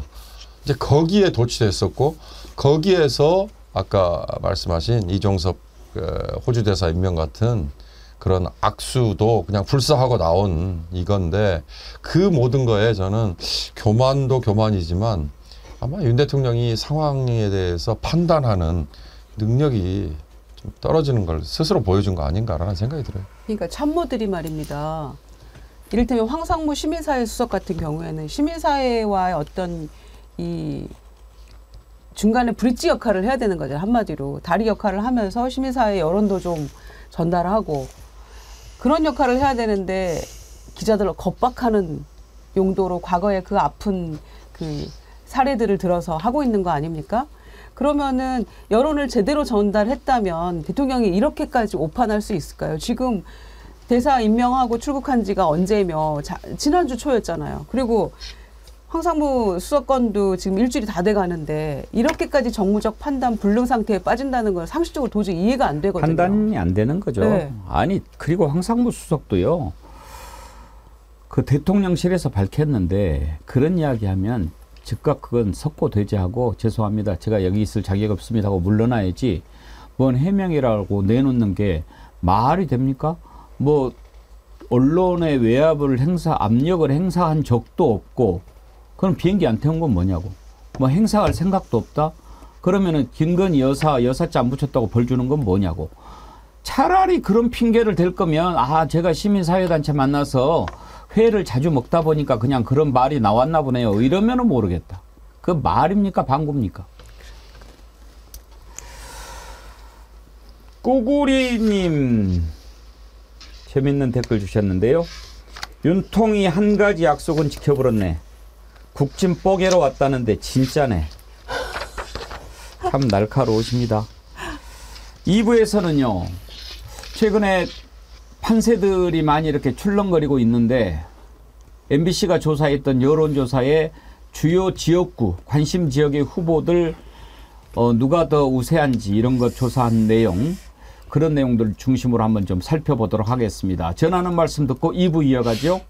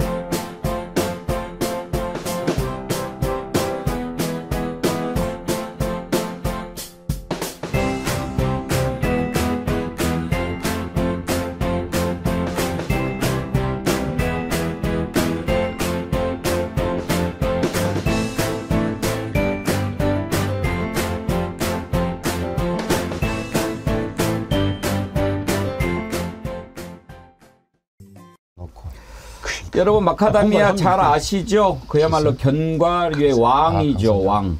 항산화 적용에 큰 도움이 된다고 하고요. 나이 드신 분들한테 아주 좋습니다. 두 가지 종류 지금 정어리몰에서 판매하고 있는데 두 가지 맛. 와사비. 와사비라는 말 일본 말인데 써도 되나요? 저게 초록냉인가? 고추냉이. 예, 고추냉이. 예. 마누카 꿀 들어간 제품 두 가지. 되게 맛있습니다. 제가 추천하고요. 하여튼 이번에는 정어리 TV 전용 제품으로 나왔으니까 포장도요. 정어리 해가지고 옆에다 놔두고 정어리 기억해 주시고, 그리고 이 디퓨저 이제 없는 분들 없으신데 지금 뭐 때 새로운 기억하자 뭐 하나 준비를 하고 있습니다만, 아무튼 이치양명주 이거 한 분이 한 10개 정도 하셔가지고 주변에 좀 많이 나눠주세요. 이채양명주, 우리가 촛불혁명으로 정권을 바꿨지 않습니까? 그때 촛불 들었던 그 심정, 그 심정으로 이창명주 기억해서 4월 10일 선거혁명을 한번 해봅시다. 선거로 새로운 세상을 만들어 봅시다. 유일한 기회입니다. 이제 촛불을 또 들고 그렇게 하는 거 쉽지 않습니다. 그렇지만 우리한테 기회가 없는 게 아닙니다. 선거가 있습니다.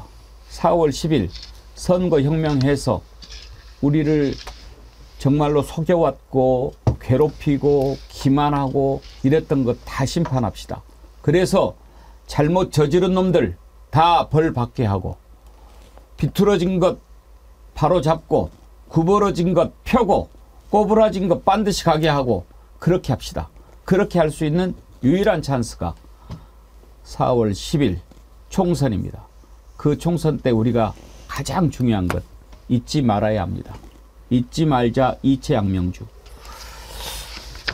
한 가지 말씀드리면 다음 주에 저희가 잊지 말자 이채양명주 특별 기획으로 이채양명주 관계되신 분들을 인터뷰를 시리즈로 하려고 합니다. 그래서 이태원 참사, 최수근 상병 사망사건 외압 의혹과 관련된 내용, 양평고속도로 명품백 주가 조작 관련된 분들을 모시고 지금은 어떻게 되고 있는지, 우리가 왜 심판해야 되는지 그 당위성을 다시 깨닫는 그런 시리즈 준비하고 있으니까요.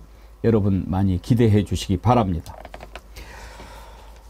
어제 MBC가 조사했던 여론조사 한번 살펴보겠습니다. 지금 관심 지역이 몇 군데가 있는데 먼저 인천 계양을 한번 볼까요?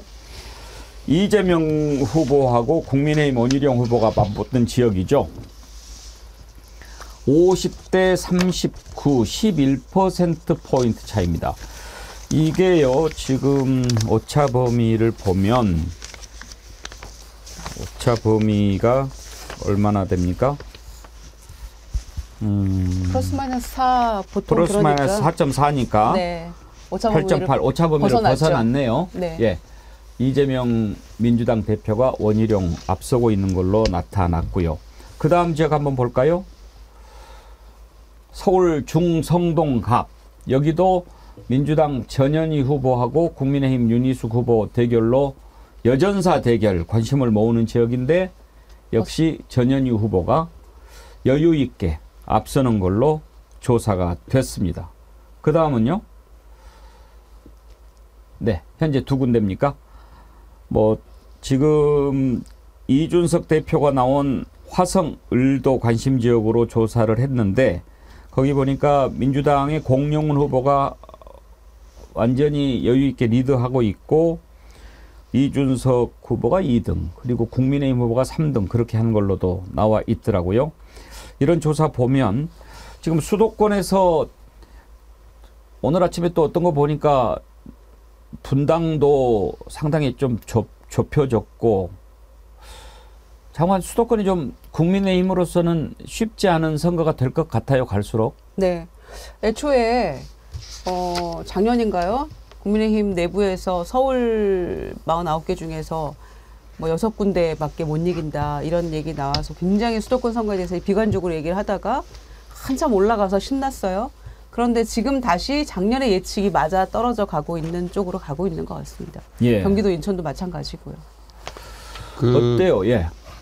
그러니까 수도권 중에 100만 넘는 도시들 예를 들어서 고양이나 뭐 화성 뭐 이런 쪽은 민주당 우위가 계속 이어지고 있다는 거잖아요.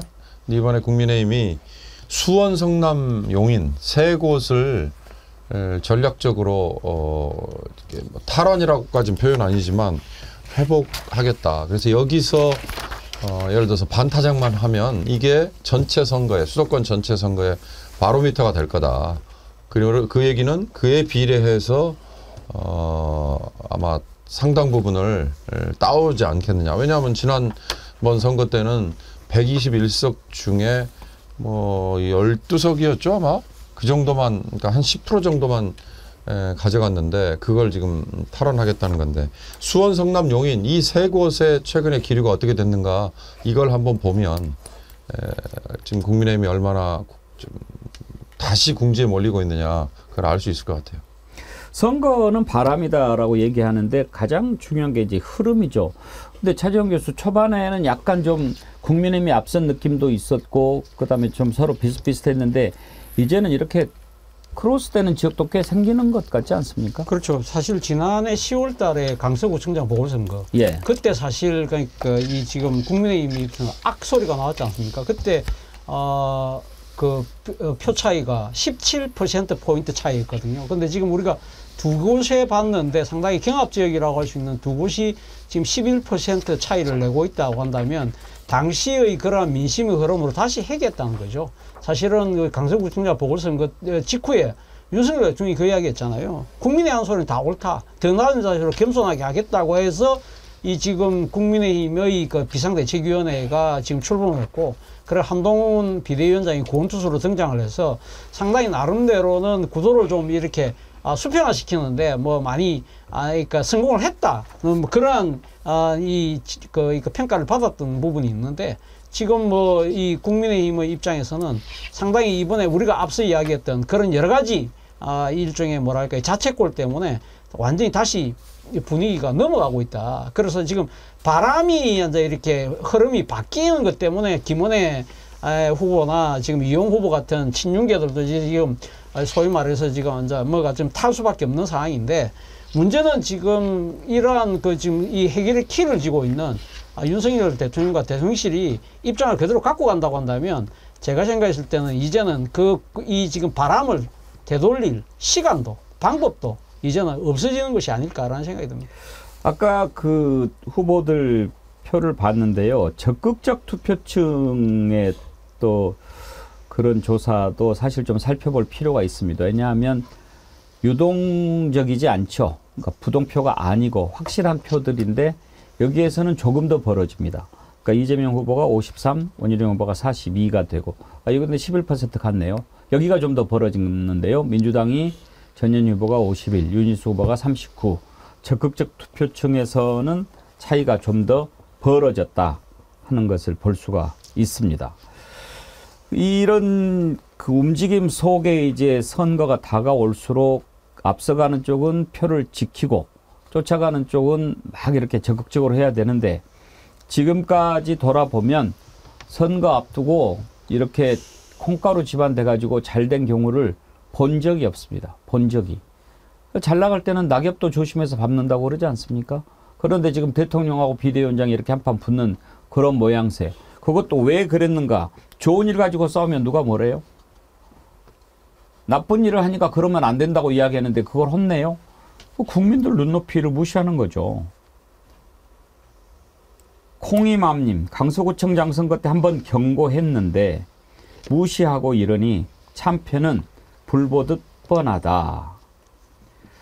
김현수님, 토요일 촛불 집회에 다녀왔어요. 요즘도 촛불 집회를 계속 토요일 날 하는군요. 사회자 말에 모두들 공감하는 말 중에 태정태세 문단세 이후 최고의 줄임말로 이채양명주를 꼽았답니다. 예. 보스 형님 TV 오늘 재밌는 거 많이 올려주시네요. 선거운동 보니까 인천 계양을 후보는 이천수 같던데요. 근데 윤경호 소장님, 이천수는 한두 번 따라다니면 말지 계속 붙어 다닙니다. 그 누군가 그때 조롱했잖아요. 무슨 뭐 끌고 다니듯이 끌고 다니는 거 아니냐. 그러니까. 이렇게. 아니 원래 그 연예인이나 뭐 운동선수, 영화배우 이런 사람들이 지지하는 거는 한두 번 얼굴 팔고 그만이지. 그럼 뭐 축구공 붙어 다니듯이 그렇게 다녀요. 그러니까요. 드리블 하나?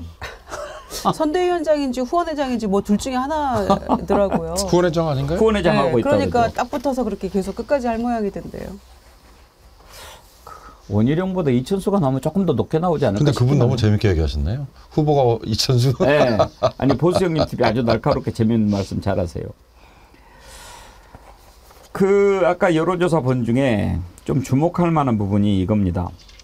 이게 지역에 따라서 좀 다르지만 요즘에 조국 신당이 앞서가는 것은 잘 나가는 거는 있죠. 그런데 이준석 출마하는 경기도 화성 을에 조사를 했는데 비례대표 지지율에서 조국 신당이 1등을 했어요. 조국 혁신당 25%, 더불어민주연합이 20%, 국민의 미래가 16, 개혁신당이 10. 물론 이제 다른 지역은 좀 다른데 이쪽에 이제 이준석이 나온 지역인데 조국신당이 25%로 나왔는데 조국신당이 어제 비례대표 순번을 발표를 했지요. 이거 한번 좀 살펴볼까요? 표 좀 띄워봐 주십시오. 조국 대표가 2번입니다.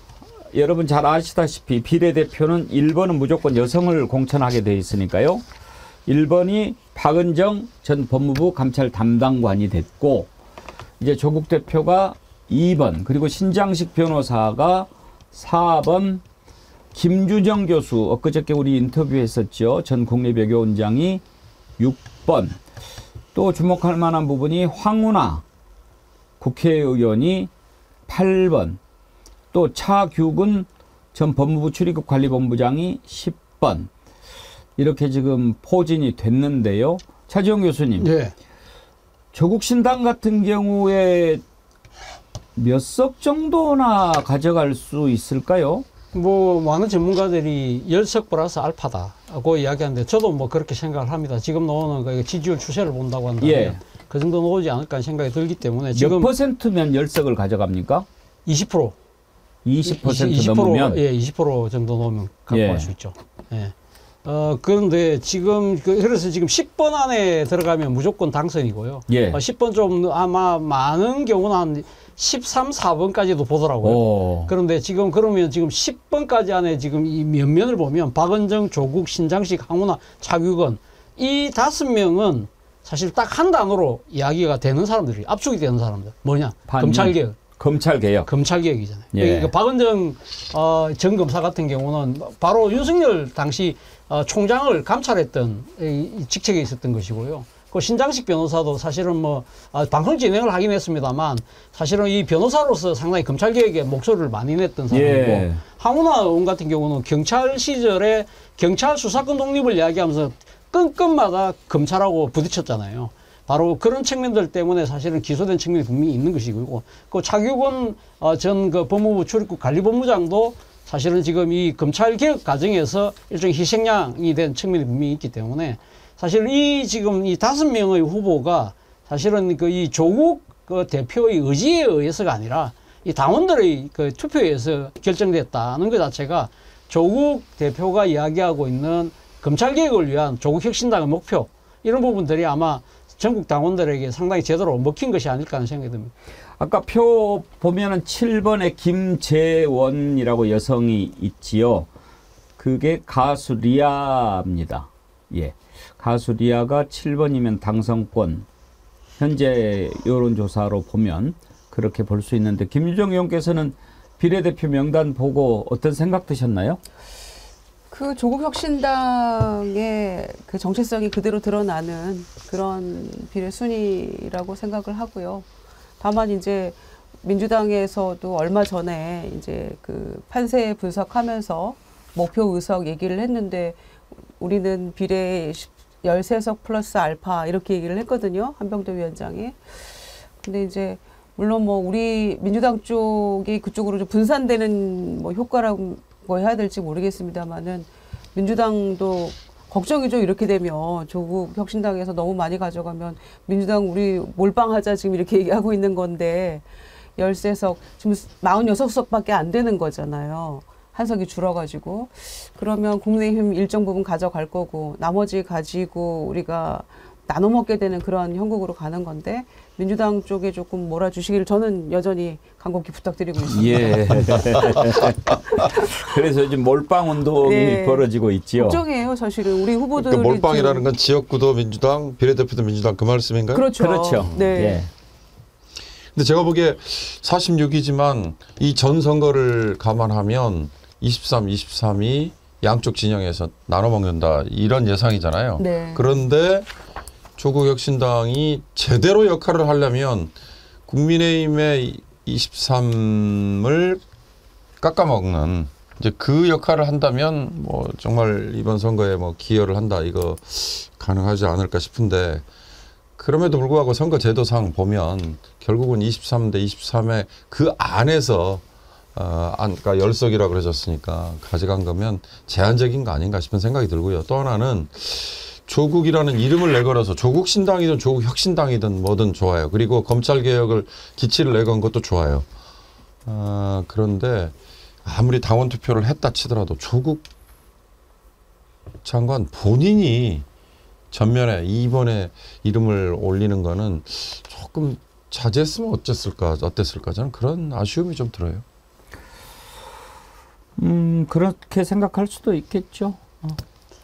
근데 아마 민주당 입장에서 그 김여정 의원 말씀하신 것처럼 상당히 아마 걱정되는 대목이 분명히 있죠. 만약에 민주당이 지금 이 조국신당이 만약에 비례대표에서 많이 갖고 갈 경우에 사실 민주당이 우리가 지금 봤을 때는 판세가 상당히 지금은 요동치고 지금 민주당이 상당히 많이 기울었지만 자칫 잘못하면 일당이 안 될 수가 있거든요. 선거 끝나고 난 뒤에 일당이 그러니까 예를 들면 조국혁신당과 합치면 가반수를 넘어갈 수 있지만 만약에 그런 경우가 됐을 경우에 문제는 뭐냐면 일당이 만약 민주당이 놓쳤을 경우에는 국회의장을 놓친다는 거예요. 그렇죠. 그게 정말 중요한 대목이거든요. 상임위원장 다 뺏기고. 그렇죠. 그렇게 되면 뭐냐면 지난 그 2016년 그 총선 때 민주당이 123석, 새누리당이 122석인데 이 한 석의 차이가 정세균 의장을 낳았거든요. 정세균 의장이었기 때문에 대통령 탄핵이 가능했던 거예요. 그러니까 만약에 그때 당시 새누리당 국회의장이었다고 한다면 대통령 탄핵안을 저는 상정하지 않았을 거라고 봐요. 이게 엄청난 차이가 있는 거예요. 그럼요. 그래서 이제 이 이재명 대표도 이제는 그러니까 지금 우군이 아니라 아군을 좀 찍어달라는 이야기를 그래서 한 것 같아요. 아니 100번 맞는 말씀이고요. 더군다나 이제 선거 결과가 나오잖아요. 결과가 나오면 민주당이 몇 석을 확보했느냐로 당이 평가를 받는 거예요. 대표가 평가를 받게 되는 거기 때문에 뭐 범야권이 몇 석이냐 이거 얘기는 나중 얘기예요. 그래서 민주당에게 좀 몰아주시라 이런 얘기를 저희는 열심히 할 수밖에 없는 거죠. 조국 신당이 이렇게 상당히 기세가 많이 올라 있는데 왜 그렇겠습니까? 일단 뭐 여러 가지 이유를 분석하지만 저는 가장 선명하게 정권 심판을 외치는 그런 것 때문이 아닐까 생각합니다. 그러니까 민주당도 물론 정권 심판을 외쳤지만 조금 그 국민들의 성에 안 찼다고 그럴까요? 좀 더 세게 몰아붙여줬으면 하는 그런 것들을 그동안 민주당이 조금 주저하고 머뭇거리고 역풍우려하고 그랬던 부분들이 있었죠. 그런데 이제 사실 뭐 정규군의 싸우는 것은 그럴 수밖에 없다는 거 이해합니다. 그런데 이제 조국신당 같은 경우에는 아주 몸집이 가볍죠. 게릴라전으로 싸울 수 있는 거죠. 그러니까 조국 대표도 이재명 대표한테 만나서 민주당의 가치에 동의하지만 민주당이 할 수 없는 부분들 우리가 싸우겠다라고 했는데 그 스탠스를 잘 잡고 가는 것 같아요. 예. 오늘 조국 신당 비례대표 명단까지 살펴봤는데요. 오늘 많은 분들이 또 함께 해주시고 25,000명 넘게 오늘 또 동시 접속해서 댓글 많이 남겨주셨네요. 곽형태님 오행시 보내주셨는데 이채 양명주로 오행시 이것도 좀 소개를 해드릴까요? 김유정 의원님 부탁드립니다. 이 나라 대한민국은 채 꽃 피우지 못하고 피 흘리며 돌아가신 국민이 만들어낸 민주주의 국가입니다. 양심과 법치가 사라지고 명품백 하나로 국격이 사라지고 전 세계 우롱거리가 돼버린 지금 주권자 국민이 똘똘 뭉쳐 반드시 심판합시다. 예. 참, 예, 이치양명주 뜻에 가장 걸맞는 그런 오행시 보내주신 곽형태님 감사드립니다. 이치양명주 디퓨저 제가 보내드리도록 하겠습니다. 그리고 다음 주에 이치양명주 기억하자 시리즈로 이렇게 인터뷰한다고 했더니 여러분들께서 오송참사 또 좀 기억을 해줬으면 좋겠다 이런 말씀하셨고요. 고발사주 제보자 조성은 씨 인터뷰 좀 했으면 좋겠다 그런 의견 주신 분도 계신데요. 예, 참고하겠습니다. 저희가 좀 접촉을 해서 계속해서 잊지 말아야 할 것들 좀 챙겨보도록 하겠습니다. 슈퍼챗도 많이 보내주셨고 정기 후원 가입해 주셨는데 전하는 말씀 듣고 소개해 드리도록 하겠습니다.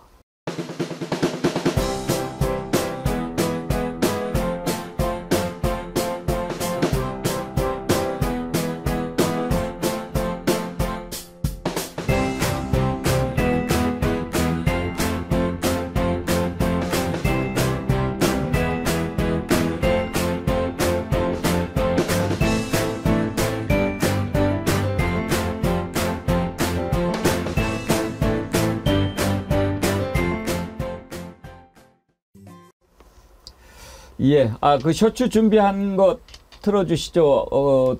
초록동 여신님이 만들어주신 거죠? 예, 한번 보겠습니다. 한동훈 위원장이 이번 선거 야당을 심판해야 된다 이렇게 얘기를 합니다. 그러니까 거대 야당이 발목을 잡아서 우리 뭐 일을 하고 싶어도 못하게 했다. 그런 말에 공감할 사람이 지금 누가 있겠습니까? 우리 국민의힘은 정말 일하고 싶습니다. 동료 시민의 삶과 나라의 미래를 위해서 간절히 일하고 싶습니다. 제발 좀 아무 짓도 안 했으면 좋겠어요. 아무 일도 하지 않으면 국민이 편안합니다. 국민이 편안해요. 왜 우리가 맡긴 우리의 권력으로 우리를 괴롭히는 것입니까? 왜 국민이 맡긴 권력으로 국민에게 고통을 주는 것입니까? 이제 그들에게 이 나라는 너희들의 것이 아니라 국민의 것이다.